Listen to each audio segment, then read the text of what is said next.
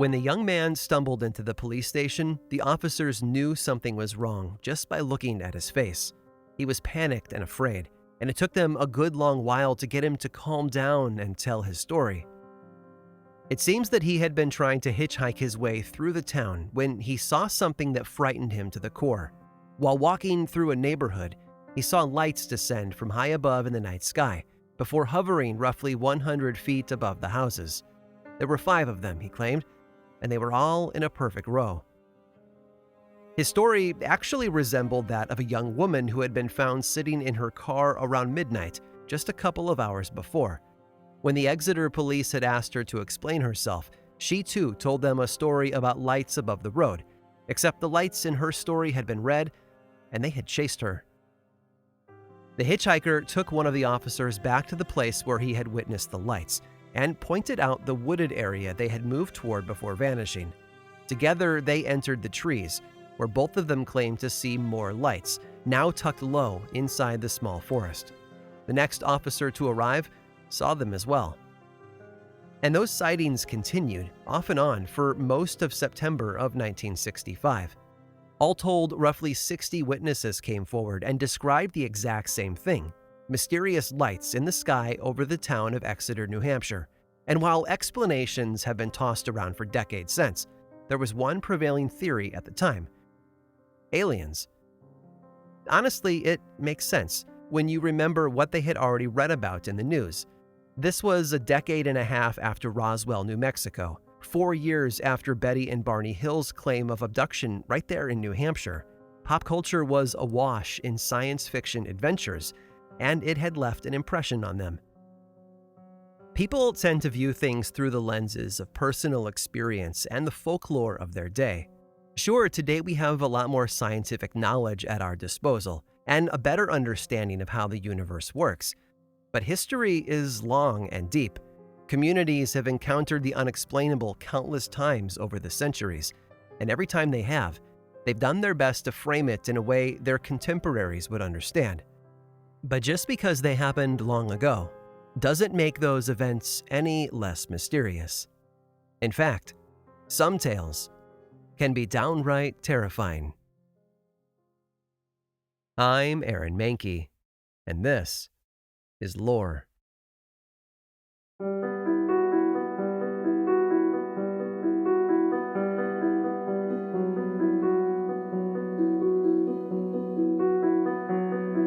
When most people think of Gloucester, Massachusetts, they think of The Perfect Storm, the Hollywood film starring George Clooney and Mark Wahlberg.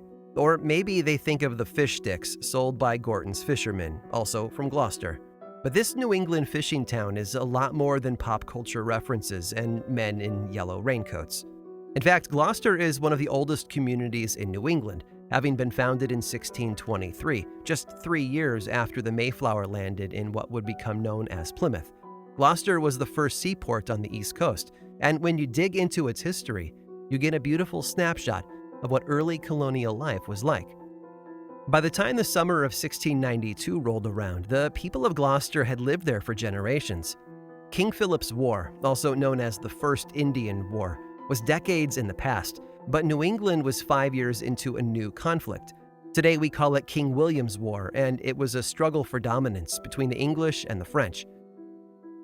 War has always had a way of destabilizing communities, and Gloucester in 1692 was no exception.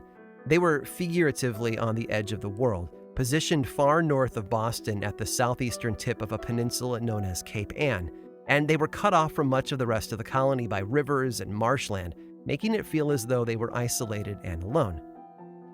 Because of the war, a good number of Gloucester's young, healthy men were off fighting battles against the French and the various Native American tribes who had aligned themselves with them.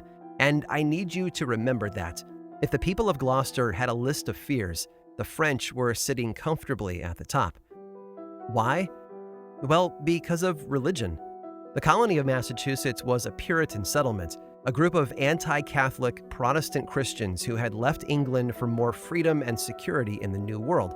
And not only were the French the longtime enemy of the English people, but they were Catholic.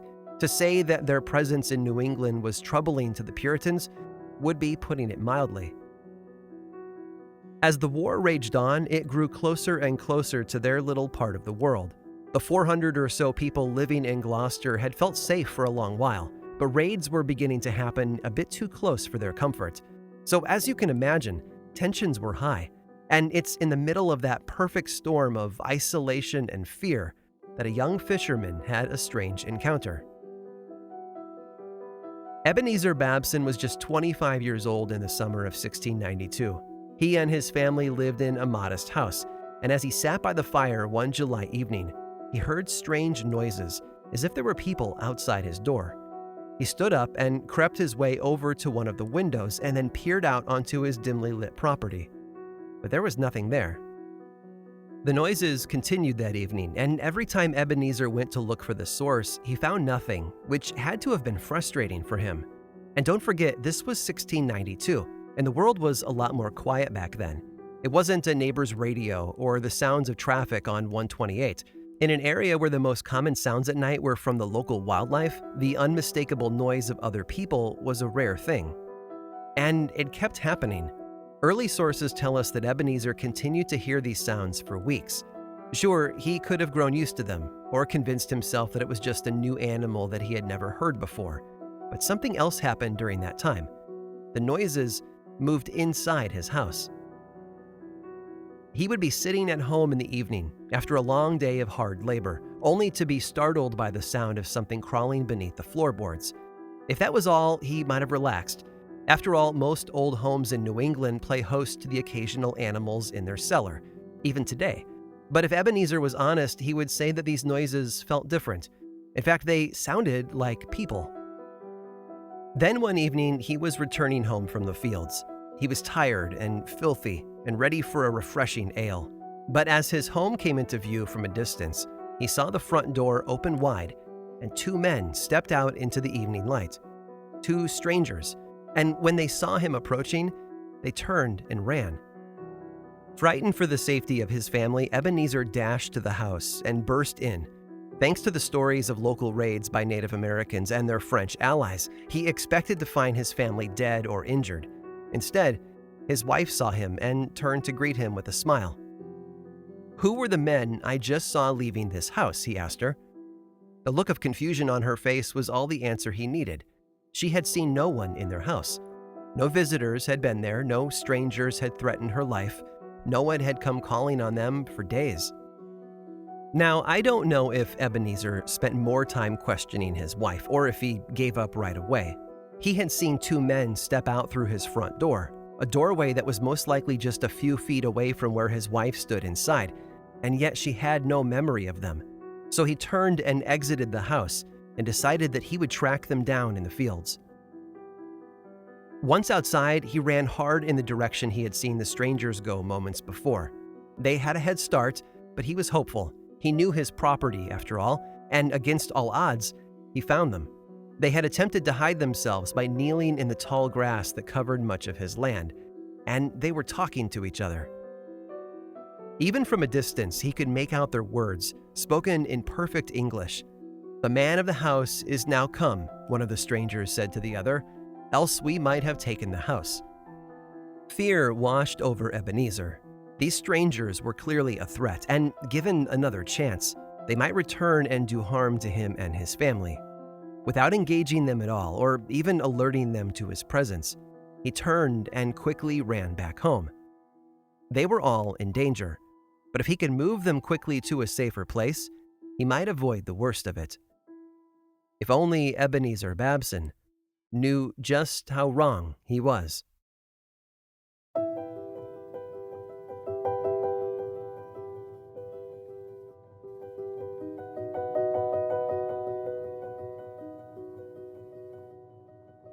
Perspective is everything. I don't want you to assume that Ebenezer lacked courage simply because he decided to run and hide. In fact, if anyone in Gloucester had a reputation for standing up to danger, it was him. Let me illustrate that with a quick story. The Cape Ann Peninsula sticks out into the Atlantic Ocean about 30 miles northeast of Boston. On the southern side of the tip is Gloucester, the setting for today's story. On the northern side, though, is the town of Rockport. They're separated by about 4 miles, and that put Rockport right into Ebenezer's backyard.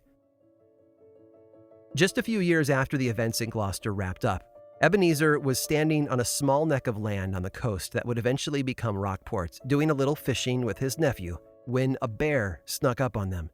The legend tells us that the bear went right for the nephew, so Ebenezer distracted it and lured it toward the water.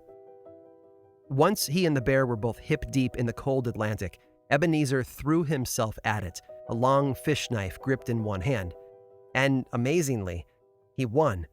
A short while later, he dragged that bear back to shore and then used his knife to skin it where it lay. Ever since, locals have called that strip of land Bearskin Neck, much to the confusion of modern tourists. Because of that, I have a hard time believing that a man who is willing to go one-on-one with a bear had a low threshold for fear and cowardice. But there was something about these two strange men that bothered Ebenezer enough to convince him to pack up his family and run. Maybe it was their strange all-white clothing or their surprising speed. Whatever the reason, he moved fast. Family for Ebenezer consisted of not just his own wife, but also his widowed mother, 2 sisters, 1 brother-in-law, and that nephew who would later go fishing with him. The whole family grabbed whatever necessities they might need and then headed to the Gloucester garrison. It was the local fortification that had a small handful of soldiers stationed there to help with pirate raids and attacks from the ever-encroaching King William's War. But just as the last of Ebenezer's family passed through the wooden gate of the fort and the door was shut, the sound of heavy footsteps pounded toward them. Some of the men stationed at the garrison had seen real military action, and to them, it sounded like an entire company of soldiers had approached. Ebenezer Babson grabbed his musket and slipped back outside the fort, only to see the same 2 strangers a short distance away. At least, he thought they were the same men. Their clothing was the same, and their faces, from what he could tell, were similar. It was enough to convince him that these 2 men were scouts, working ahead of a larger force, and the people of Gloucester were in trouble. The alarm was raised, and then a patrol was put into action the following day. Ebenezer joined them, of course, but they found no sign of the enemy on that first trip. The next day, though, everyone in the patrol saw the same 2 strangers, confirming their white clothing and odd silver muskets. This time, though, the strangers chased them, pursuing them all the way back to the garrison. Soon enough, it seemed as if the strange soldiers were everywhere. Ebenezer recalled looking out from the fort and seeing the men dart between trees and large rocks, and their movements were far more fluid and light-footed than anyone they had ever seen before. But so far, they had not fired upon the men of Gloucester. By mid-July, though, the first shots were fired. A man named John Brown, a friend of Ebenezer, saw 3 of these strange visitors one day outside the fort, and he aimed his musket at them. One historian records that Brown missed, and, I quote, owing to the strangers dodging about in so lively a manner. It was as if they were being taunted. On July 14th, while on patrol, Babson himself saw 6 of them together, a sure sign that their numbers were growing. The next day, he made the decision that the folks living down close to the harbor deserved to be warned about this serious threat, and so he grabbed his musket and headed south at a run. About a half-mile out, though, he heard a gun go off somewhere behind him, and a bullet buzzed past his ear and lodged itself into a hemlock tree beside the road. Puritan leader and amateur historian Cotton Mather described what happened next. Looking about, he wrote, he saw 4 men running towards him, one with a gun in his hand and the other with guns on their shoulders. So he ran into the bushes and, turning about, shot at them, and then ran away and saw them no more. Miraculously, all of the strangers fell to the ground. It seemed too good to be true, but Babson decided to cautiously inspect the bodies while he had the chance. When he was still a few paces off, though, all 4 of the strangers hopped back up on their feet and dashed off into the woods. Babson reloaded, and as he did, a handful of other men from the garrison joined him, most likely drawn to the scene by the sound of gunfire. Together, they carefully approached the last place Babson had seen the strangers, and when they spotted them, the Gloucester men fired upon them, sending a number of the enemy to the ground. This time, they were certain. Their bullets had taken down the enemy, and surely this would be the end of the conflict. Babson himself had sighted one of the men in white and watched him topple over after he was struck, so he and the others carefully approached the undergrowth to search for the body. They found all the telltale signs of human activity at the edge of the woods there: broken branches, scattered footprints, even torn leaves lying on the ground. But much to their disappointment, they didn't find the one thing they'd been hoping for: a body.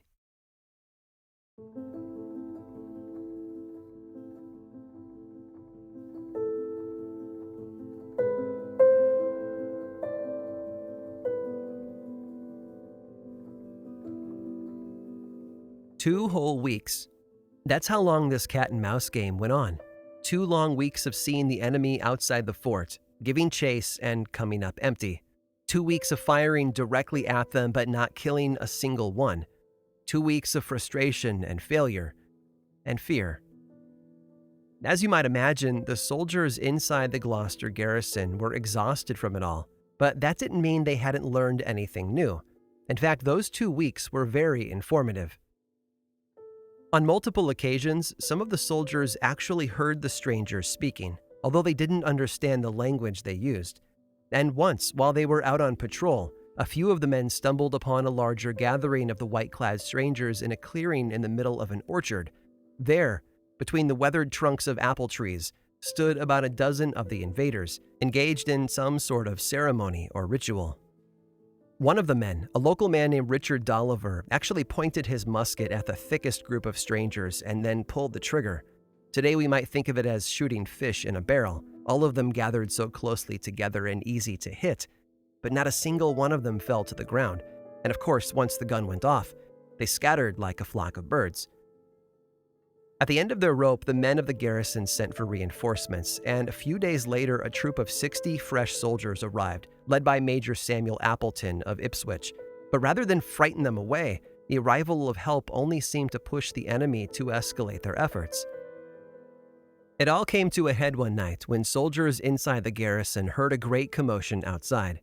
They looked out over the walls to see what appeared to be an army of these strangers, all running back and forth in erratic patterns, and they had surrounded the fort completely. The English soldiers panicked and began to fire directly into the enemy troops. As they did, more and more of them poured out of the woods and joined the attack. But for every bullet fired into their ranks, the soldiers of Gloucester received yet one more shot of frustration. Because it wasn't working, none of the strangers would die. To their credit, the enemy didn't fire back, despite each of them carrying long silver muskets of strange design on their back. They did throw volley after volley of rocks and sticks over the wall, but not once did they draw their weapons and fire. And while I'm sure the soldiers inside were grateful for the non-deadly combat, I can't help but assume that they must have felt like they were being toyed with the entire time. It was at some point during this assault that Ebenezer began to think more deeply about who these attackers might be. They weren't French or Native American. They weren't pirates or marauders or even English highwaymen.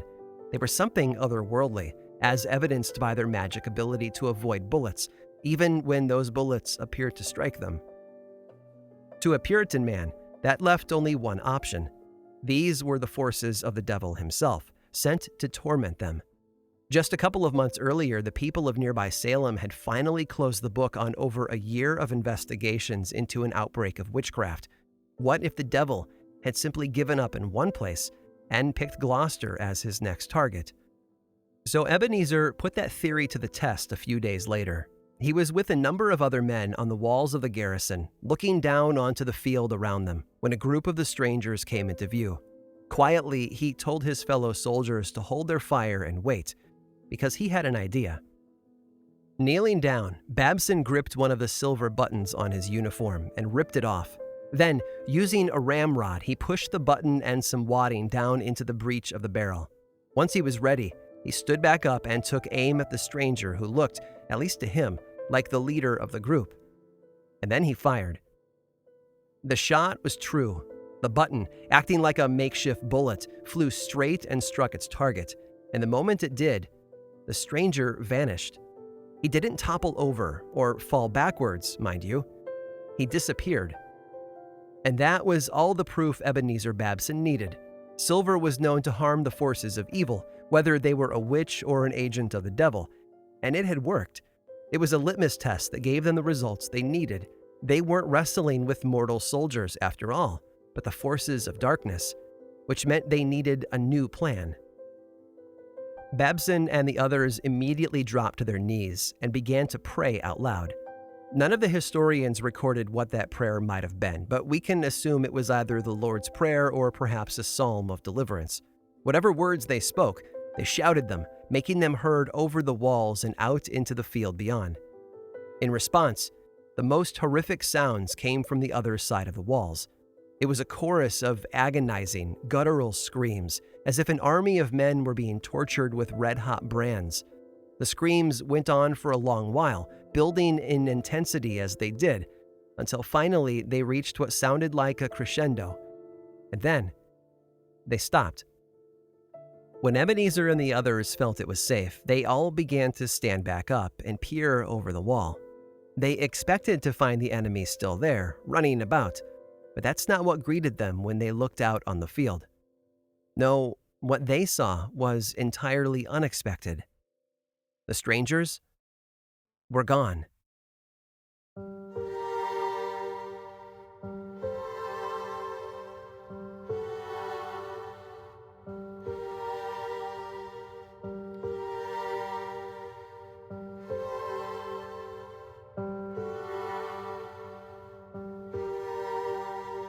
The world is full of unexplainable moments.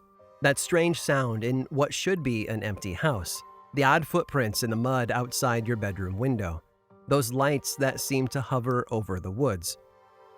We all have and will encounter things that fall somewhere along that scale between the mundane and the otherworldly.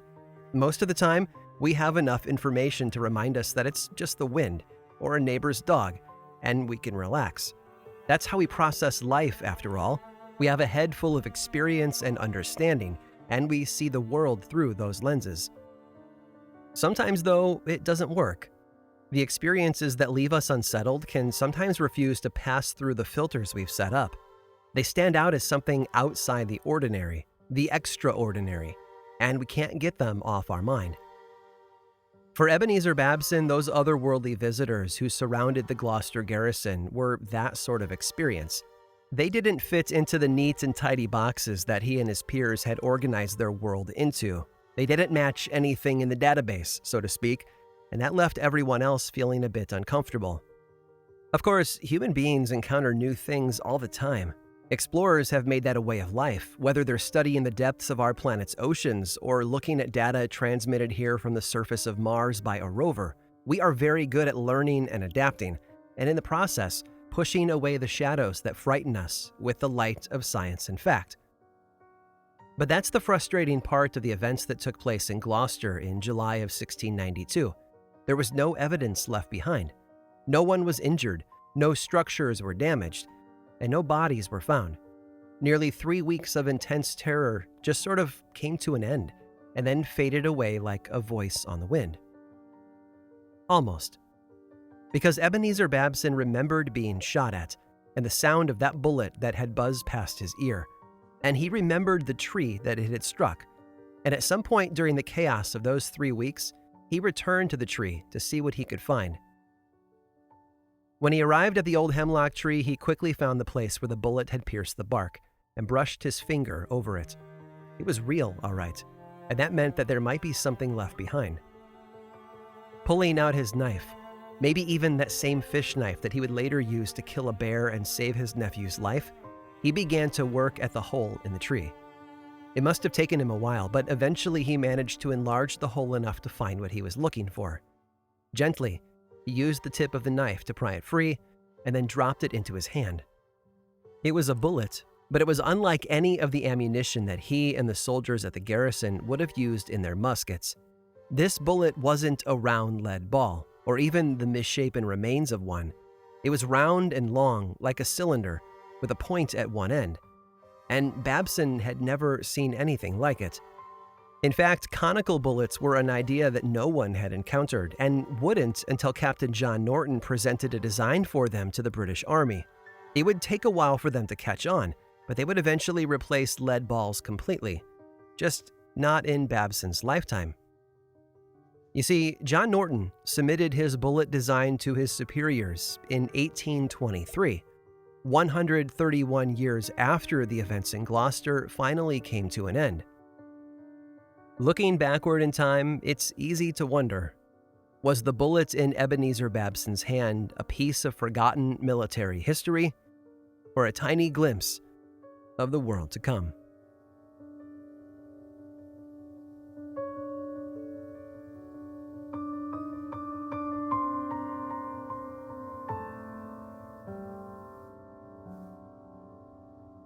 Much of what we know today about the Gloucester specters is from the writings of Puritan minister Cotton Mather. Along with being one of the biggest voices in support of the use of spectral evidence in the Salem witch trials, he also spent years gathering tales of the supernatural, which he published years later. Stick around after this short sponsor break for one more powerful example of the types of stories Mather loved to collect and share with his audience.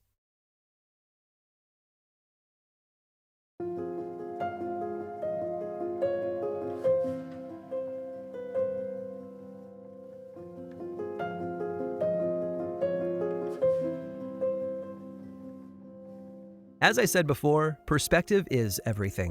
In 1692, the Puritan colony of Massachusetts viewed everything through the perspective of their faith, and at the top of their list of superstars was a man named Cotton Mather. Mather is one of those names you never forget once you learn about him. Maybe it's that unique first name, Cotton, or those stories associated with his deeds and influence. But 3 centuries later, a lot of his legacy comes down to his writings. Mather wasn't a slouch. He began attending Harvard at the age of 12 and earned his master's degree by the age of 18. And the path before him was crystal clear when he left Harvard. He was going to do God's work by becoming a minister in his father's church. Over his career, Cotton Mather managed to write and publish more than 400 works, ranging from theology to history. His views fed the hungry minds of the most conservative and paranoid people in the colony. And while that might be fine in a more stable era, when the city of Salem erupted in a community-wide panic over the existence of witches, his writings only seemed to fan those flames. If Mather had a drum to beat, it was the validity of spectral evidence. In other words, when an accused witch was brought before the magistrates of Salem, Mather believed that testimony involving visions of the devil or ghostly visitors was admissible in the court of law. And early on in the Salem witch trials, his beliefs were followed. If a neighbor claimed to see your ethereal form hovering over their bed at night, that testimony was enough to earn you a conviction. After the dust had settled in the spring of 1693, and after the events in Gloucester had run their course, Mather gathered a large number of supernatural stories and published them under the title The Wonders of the Invisible World. Like I said, this was his passion, and it cemented his reputation as a purveyor of the unexplainable. In September of the following year, one of the young women in Mather's Boston church began to show frightening symptoms that reminded many of the events in Salem. Her name was Margaret Rule, and she was part of a family that had lived on the frontier in Maine just a couple of years before. Like many, it was the conflict between the English and the French, along with their Native American allies, that drove the Rule family back south, where they resettled in Boston. What happened, as best we can tell, went something like this. Margaret's family lived in a small neighborhood in the north end of Boston, and while they got along well with almost everyone around them, there was an older woman who always seemed to give Margaret trouble. This woman was cranky and rude and had no trouble speaking her mind, and true to the suspicious nature of those early Puritans, that cast her in a disparaging light. Locals whispered that the woman was casting spells on people, but their fear worked both ways. They might not have felt safe around her, but they also feared what might happen if they turned her into the authorities. And then, she publicly threatened Margaret. Almost immediately, Margaret fell ill. Friends from all over the neighborhood gathered at her family's home to check on her and offer assistance and advice. And of course, Cotton Mather paid her a visit as well, being the good minister that he was. But looking back, that might not have been a good thing. On September 13th of 1692, Mather stood in Margaret's house with a handful of other visitors. He later recorded that the room quickly grew unbearably hot, and when Margaret actually fainted in front of them, Mather had to fan her face with his hat. When she awoke, Margaret began to make predictions about the future, claiming that she had somehow made a connection with the world of the spirits. She warned her neighbors that a local boy would soon nearly drown, and later that day, the news confirmed she had been correct. Which, of course, encouraged those neighbors to start asking Margaret for information regarding their own fortunes. Mather, though, was quick to step in. The forces of evil weren't a tool for the righteous to wield, he told them, and he encouraged them to keep their distance. Now, maybe he said that because he didn't want another Salem on his hands. Perhaps he'd begun to see the nuance and danger in believing everything one might hear around the sickbed of an afflicted girl. Or maybe it had something to do with Margaret's claim that Mather himself was a witch.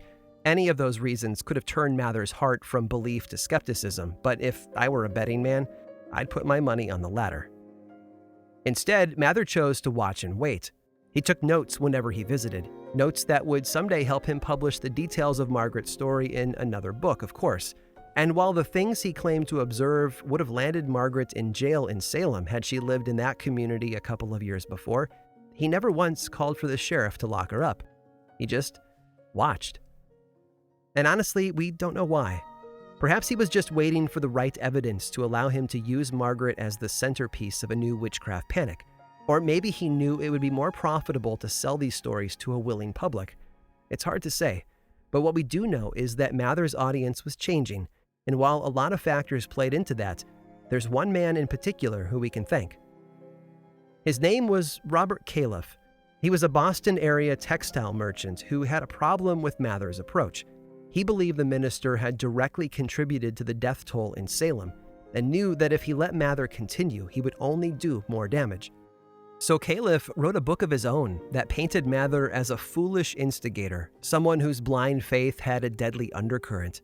The world was maturing, and science had the power to triumph over superstition, but only if people listened. That's what his book was meant to accomplish, and as one final jab at Mather, he gave it a title that mocked the minister's own work, More Wonders of the Invisible World. Margaret eventually recovered, and no one in the North End was ever hanged for witchcraft. Both men would publish their books, of course, and as the years played out, society began to mature. The voice of reason had spoken, and the people of New England were beginning to see the world through a new, more modern lens. And just like Margaret Rule and her family, that's something we can all be grateful for.